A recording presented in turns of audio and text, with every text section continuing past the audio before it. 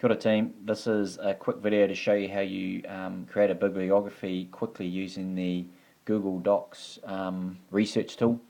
I will require you to create a bibliography for all of the research pieces that you've used to inform your critical evaluation.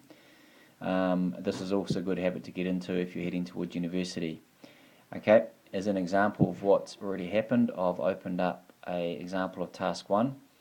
To show you what it looks like, and then I'll show you how to do it.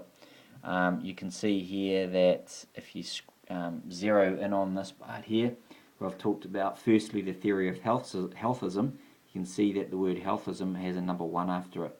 If we screen back out and you look down at the bottom of the page and scroll back down, you can see that there's a number 1, and that's the digital link to the reference that I used to describe healthism, or the research that I did.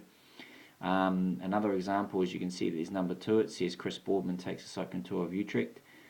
There's the link, and there's the day that it was posted. Day that I posted it. If you go back up to the actual document, you can see that I've got the YouTube video Chris Boardman takes a cycling tour of Utrecht, and the number 2 is after it. So that's the link. Alright, so how do you do that? If we scroll down to another part, okay, where I'm going to create a reference, a bibliography. If you have it zeroed on this paragraph here, it says that I can see that my opinion might be the same as some others because of the comments made by some of my classmates in response to the article, "School uniforms are holding girls back from playing sport." Okay, so that there is an article I used to inform my discussion, so I have to reference that.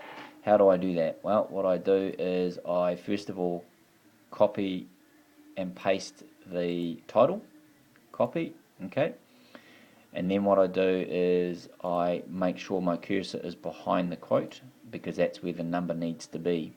If I go up to the tools, click on tools, go to research, and what will happen is on the other side of the page a research window will open up. What I do is I paste that title in, and what it will do is it will spit up for me, you can see here, a number of articles, okay, and the one that I want to put in there I think is this one, but if I'm not sure I just press preview, and what it does is it shows me the article, and yes, that is the one that we used. So I go, okay, I'm happy with that, that's what I want to insert the reference into, so the reference into that one, so I press cite. Okay, if we go across to the document, I'm just going to minimize this window here. If we go across to the document, what you can see is we've got number 3 here, okay, next to the where the research was, and if I scroll to the bottom of the page, you can see that I've got number 3 there, school uniforms are holding girls back from playing sport, with the link.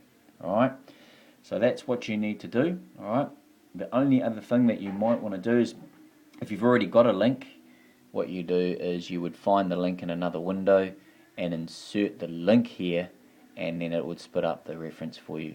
So that's the only difference that you might want to do. You can also, if you want, you can do just everything, or you could just do images, or you could do quotes, etc.